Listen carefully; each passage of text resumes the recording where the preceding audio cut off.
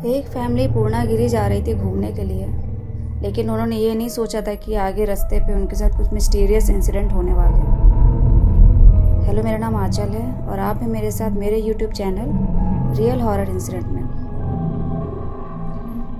ये फैमिली लखनऊ की है और इनके यहाँ जो है भाई जो थे, हम नाम नहीं किसी का बता सकते हैं यहाँ पे, और लखनऊ की फैमिली है। तो इनके जो भाई थे तो उन्होंने प्लान बनाया था पूर्णागिरी जाने का, तो अपनी सिस्टर को भी साथ में ले गए थे। एक छोटी सिस्टर जो उनके साथ रहती थी, जो बड़ी वाली जो मैरिड थी, तो उनके हस्बैंड और उनका एक बेटा, इतने लोग ये लोग प्लान बना के पूर्णागिरी के लिए निकले थे। इन लोग का यही था कि रात में निकलेंगे 7-8 बजे और रात का सफ़र तय करेंगे, मॉर्निंग तक पहुंच जाएंगे। तो सब अपना तैयारी करके निकले और रास्ते का सफ़र हो तो सभी के लिए होता है, गाने सुनते, हंसी मजाक करते, बातें करते करते रास्ता कट जाता है। तो ये लोग अपना खाते पीते गाने सुनते सब जा रहे थे और खाने का प्लान यही था कि रास्ते में कहीं ढाबा दिखेगा तो वहीं पूरी फैमिली खाना खा लेगी। अच्छा, काफ़ी समय जब बीत गया, इन लोग का 10 साढ़े 10 हो गया, तब इनके जो जीजा थे भाई के, तो उन्होंने कहा कि भाई यहीं पे खाना कहीं खा लो, क्योंकि मुझे नहीं लगता है कि उसके आगे कोई ढाबा ढंग से मिलेगा। और ये कहानी अभी की है भी नहीं, ये सन 80 या 81 के टाइम की कहानी है, जिन्होंने मुझे सुनाई है उस टाइम का किस्सा है।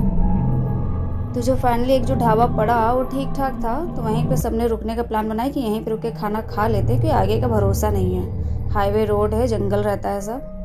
तो वहाँ पे रुक के इन लोगों ने, पूरी फैमिली ने खाना वाना खाया और आधे पौन घंटा वहाँ पे रुके हैं, थोड़ा खाने का सामान भी ले लिया, पानी वानी ये सब। उसके बाद फिर आगे का रास्ता तय करने के लिए इन लोग निकल चुके हैं वहाँ से। अच्छा, कार इनका भाई ड्राइव कर रहा था और इनके जीजा आगे बैठे थे और दोनों सिस्टर थी, उनका बेटा वो 12 साल का, तो पीछे बैठे थे।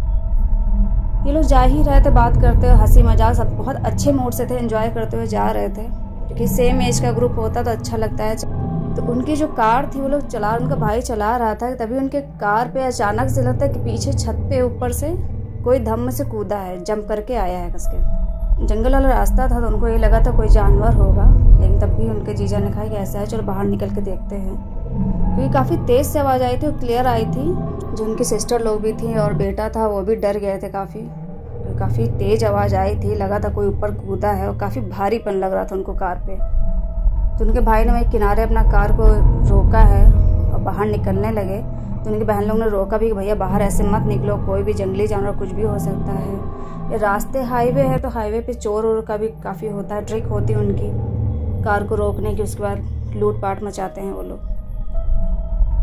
खैर उनका भाई बाहर निकला, जीजा भी उनके बाहर निकले हैं, तो दोनों लोग बाहर टहल के ऐसे देख ही रहे थे कि तभी उनके भाई ने कहा कि जीजा बैठो अंदर, हम पीछे डिग्गी से डंडा निकाल लें। वो अपने डिग्गी में एक डंडा रख के चलते जब भी हाईवे पे जाना होता था।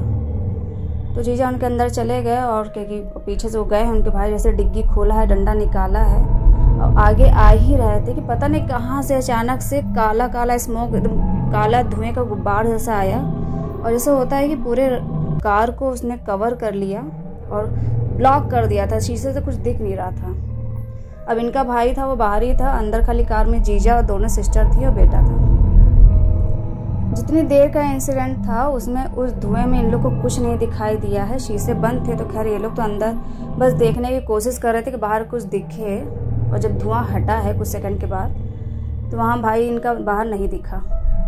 अब जब भाई को नहीं देखा तो उनकी बहनें परेशान हो गई, सब भाई भाई आवाज़ लगाने लगी, तो उनके जीजा तुरंत बाहर निकले हैं देखने के लिए। तो उन्होंने अपने साले को भी आवाज़ लगाया, लेकिन उनके साले वहाँ नहीं दिख रहे थे।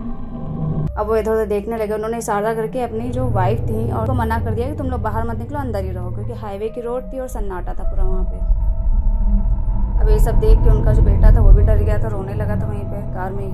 अब वो टहल टहल के कार के आसपास आवाज़ लगा के भाई को उसी को पुकार रहे थे, तभी उनकी नज़र वही पेड़ों के पास पड़ी थी। वही जंगल वाला एरिया था, हाईवे पे किनारे पड़ी थी, वहीं इनका जो साला था वो वहाँ पे बेहोश पड़ा था।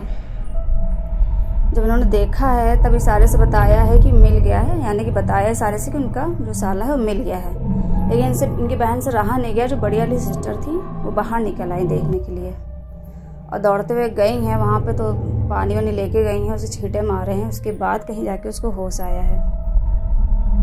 अब वो बेहोश क्यों हुआ और इस तरह से अचानक कहाँ से वो काला धुआं आ गया, ये लोग कोई जान ही नहीं पाया। लेकिन ये लोग काफ़ी डर गए थे क्योंकि उस हाईवे पे कोई था भी नहीं उस टाइम, और ऐसे ट्रक निकलती है, लेकिन उस टाइम कोई ट्रक भी नहीं निकली। तो वो लोग जब उसने देखा है कि उनका भाई वहाँ बेहोश पड़ा है, तो उसको जब होश में लाए हैं तो वो फिर धीरे धीरे जब उठा है तो चलते हुए आया है। तब उनके जीजा ने कहा ऐसा है तुम बैठो, मैं ड्राइव करता हूँ। उसके बाद उसको अंदर बैठाला है साइड में, तब उन्होंने ड्राइव करने की सोची।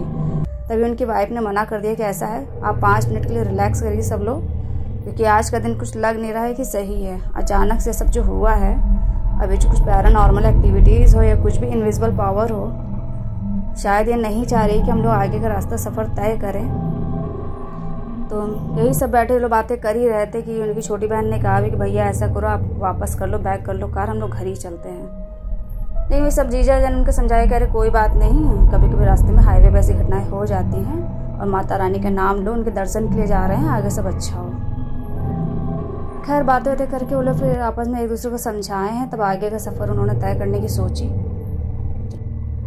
अब इनके जीजा कार ड्राइव कर रहे थे तो अचानक से उनके पैर में भी पता नहीं क्या हुआ कि उनके पैर में दिक्कत हुई या कार का ब्रेक फेल हो गया था, कुछ ऐसी अचानक से प्रॉब्लम आ गई थी जिसके कारण उनकी कार आगे जाके किसी ट्रक से टकराने ही वाली थी। मतलब ये बहुत बड़ा सा एक्सीडेंट होने वाला था, लेकिन जब वो आगे से ट्रक आया है तो वो साइड से किसी तरह निकल गया है। उनकी कार वहाँ पे एक पेड़ से जाके टकरा गई थी। उस पेड़ से टकराने पे इनकी कार में खाली स्क्रैचेस आए थे, लेकिन इतने लोग बैठे थे उनको कोई चोट नहीं आई थी। अब इसके बाद तो सब लोग यार आगे नहीं जाना चाहिए, आज का दिन ही ख़राब है। हम लोग पता नहीं किसका मुंह देखकर निकले थे, जा रहे थे मंदिर, लेकिन इस तरह से घटनाएं हो रही हैं। अब जो भी हो, कोई उन्हें रोक रहा है कि आप आगे मत जाओ, या हो सकता है यहीं तक का उनका सफ़र ख़राब रहना होगा, जो गलत होना तो हो गया। खैर उसके बाद फिर यही माता रानी का नाम लेके लोग फिर आगे बढ़े हैं। तो खैर आगे उनके साथ कुछ नहीं हुआ है। वो लोग मंदिर दर्शन के लिए गए हैं, पूर्णागिरी गए, दर्शन किया। मॉर्निंग में सब पहुंच गए थे वहाँ पे। रात में जो भी ये सब हुआ है, इन लोगों को सुबह हो गए थे वहाँ पहुँचते पहुँचते। तो वहाँ से फिर लौटे हैं, लखनऊ वापस आ भी गए। तब इनके साथ कुछ नहीं हुआ, लेकिन जाते टाइम उनके साथ ये सब जो हो रहा था उसको वो समझ नहीं पा रहे थे कि कोई रोक रही थी शक्ति उन्हें कि मत जाइए, या जो भी घटना एक होने वाली थी वो कहीं ना कहीं टल गई।